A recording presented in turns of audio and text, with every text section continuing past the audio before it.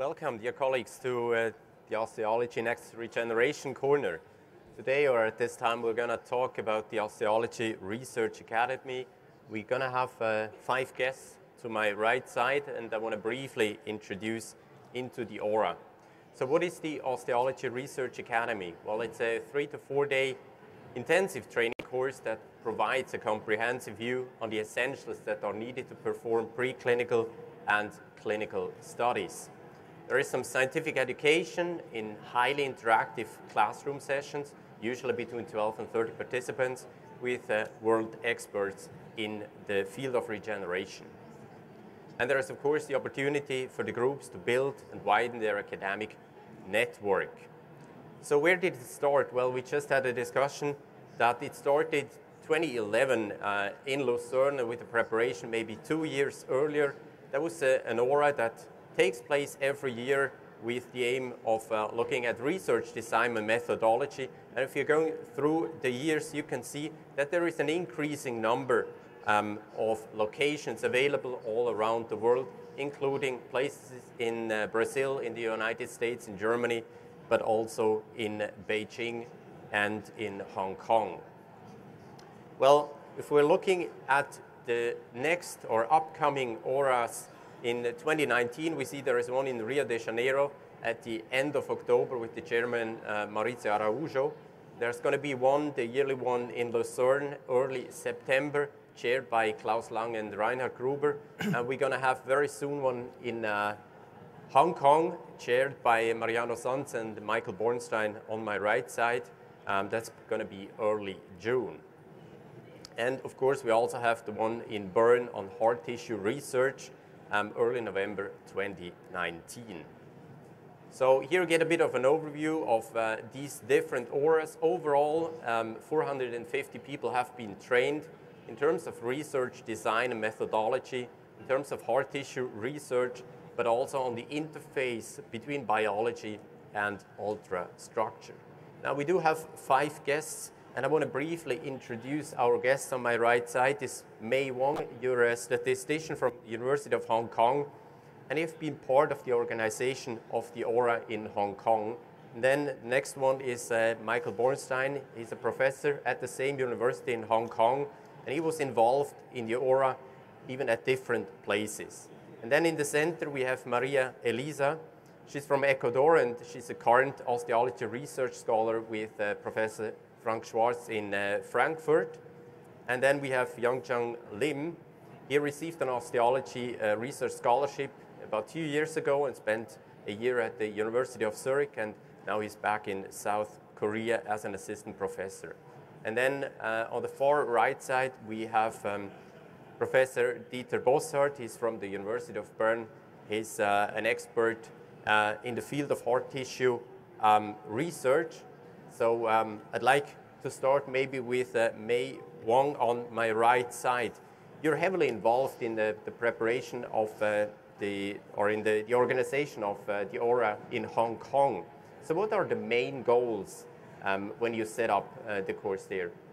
When we were trying to start up the Aura in Hong Kong, we would like to have a chance for junior or young academic researcher to get training, especially on tissue regeneration here in Asia. So we did it in the first time in 2017, and then basically it was a 4 days training, and we really want to talk about different aspects from the laboratory and research, preclinical research, clinical research, and statistical analysis and research ethics as well. What are your personal goals when you set up the course? I mean, it's always very exciting. I'm personally involved as well in Switzerland. What are your personal goals?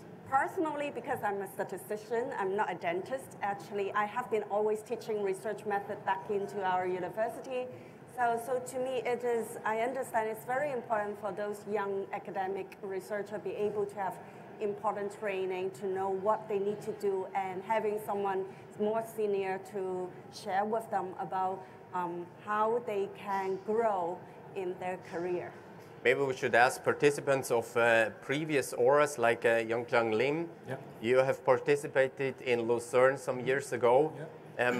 What is your feedback? Or what were your expectations and what did you learn there? Actually, Aura is only one opportunity to get to know how to do research. I mean, in terms of preclinical and clinical research from very prestigious researchers. And actually, I've never met that kind of event before the Aura. And after Aura, actually, me myself is a bit changed. I'm a research-oriented person. And actually, after Aura, my research, the quality of my research is a bit improved. So yeah, I'm pretty much satisfied with the Aura. How did you hear about the Aura in Lucerne, or why did you choose Lucerne and maybe not another location? At the time, only chance is Lucerne, so I just selected Lucerne at the time. Yeah. And maybe I want to ask Maria Lisa, you're currently an osteology research scholar.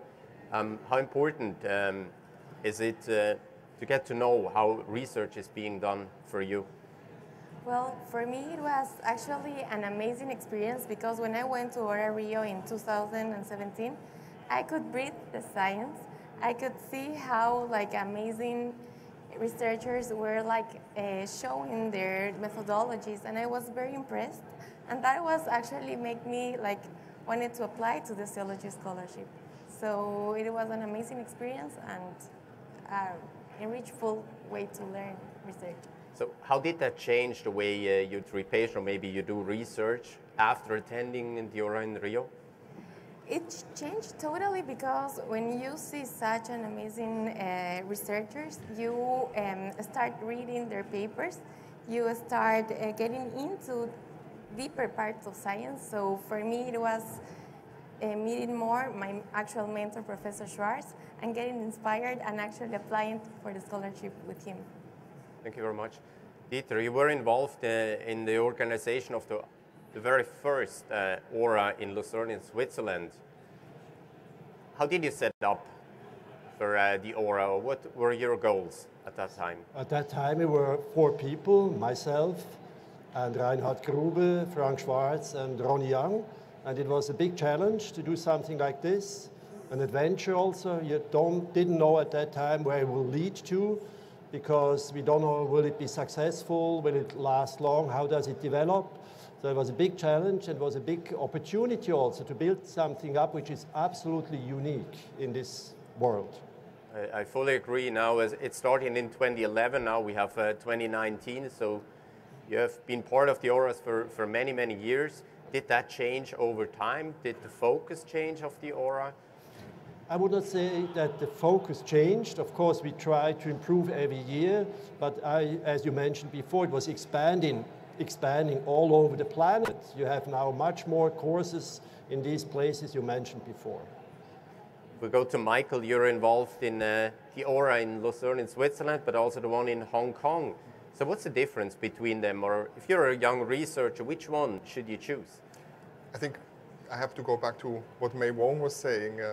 I think what has been started by the group around Dieter, the vision was extremely successful. If you look at it, that not even 10 years later, you have actually in the Americas, in Brazil, in the Asia Pacific, in Hong Kong, and in the European region with Lucerne and also with Bern, with the more advanced level auras, you could call them, in place, which on the foundation level, I think they are actually providing a similar approach, a similar vision, to provide young researcher, interested researcher with guidance on what good preclinical and clinical research actually is comprised of. And having such an excellent group, as you see also here, with young researchers, experienced researchers, shows also the strength of this network that was created from this group of 4, which is now, I don't know, a group of 30 people that make up the auras in the different places. Yeah?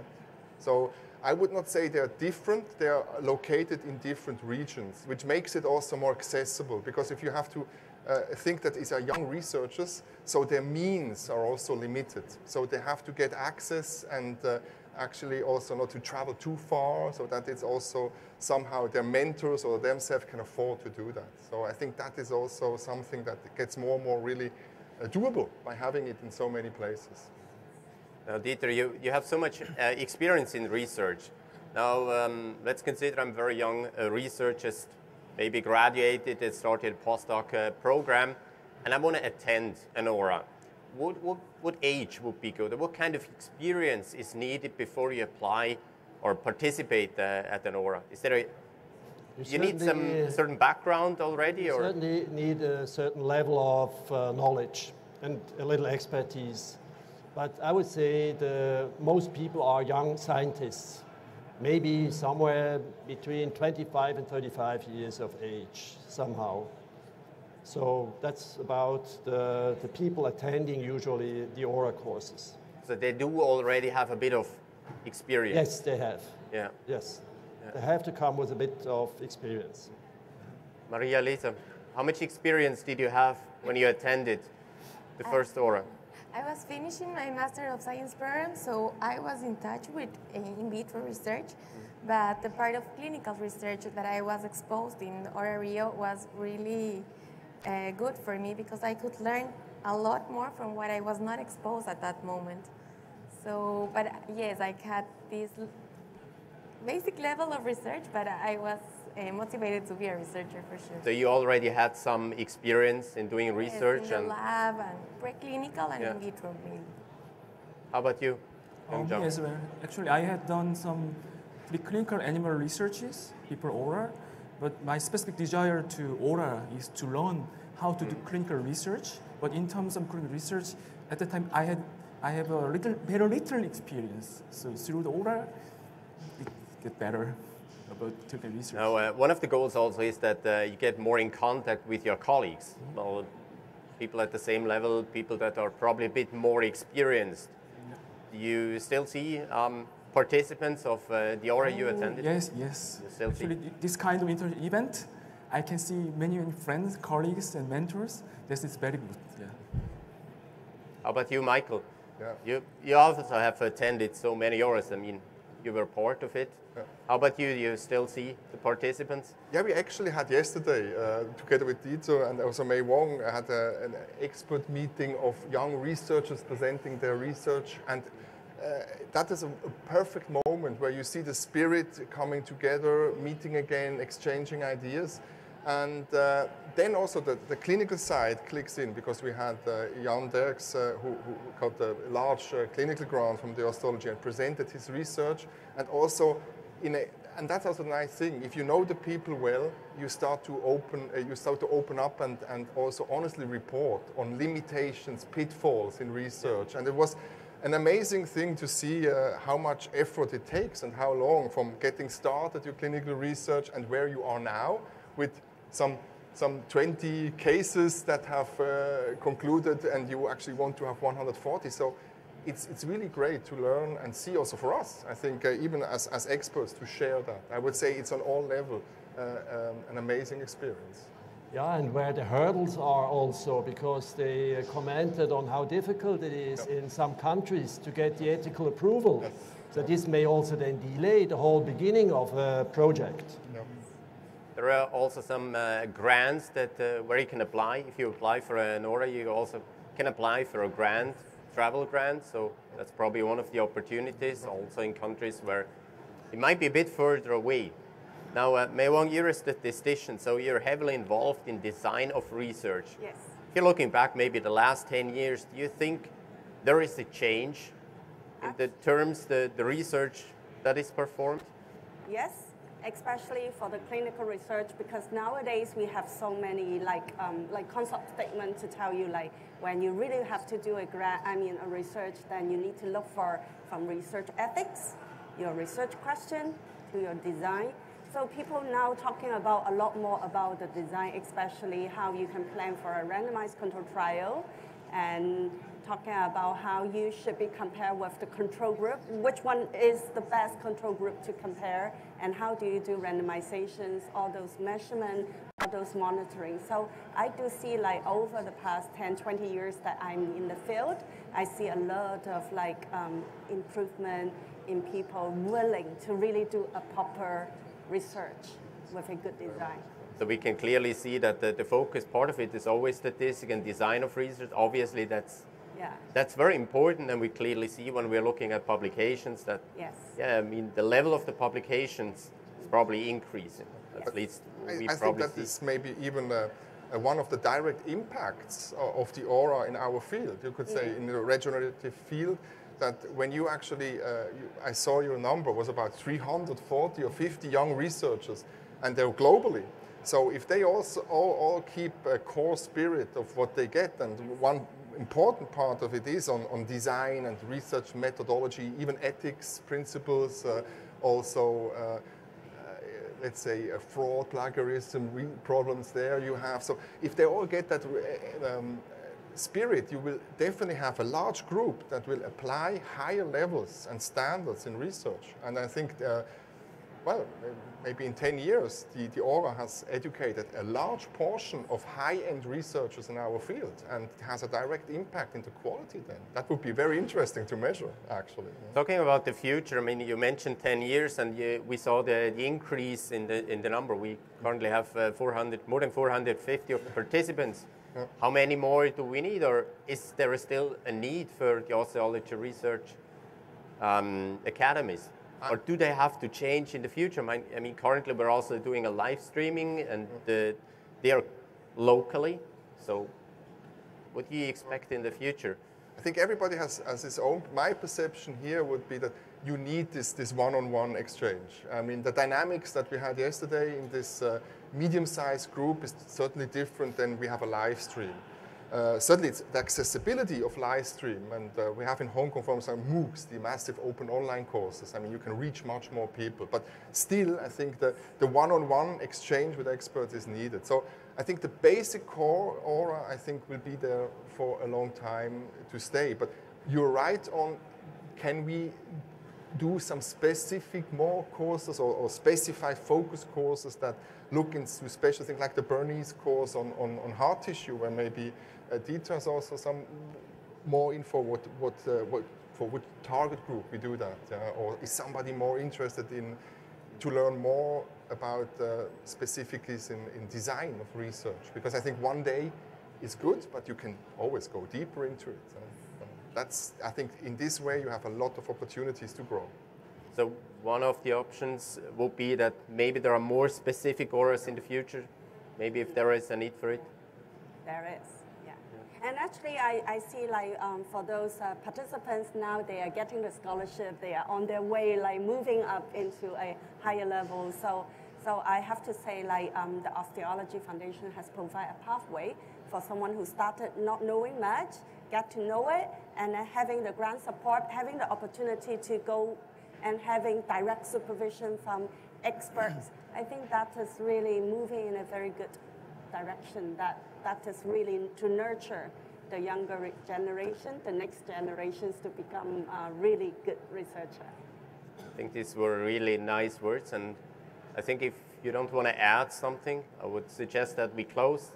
It was a pleasure having you here, and I think we can really feel that we're all very excited about being participants of the Aura or being part of the organization. Thank you very much. Thank you. Thank you very much. Thank you. Thank you very much.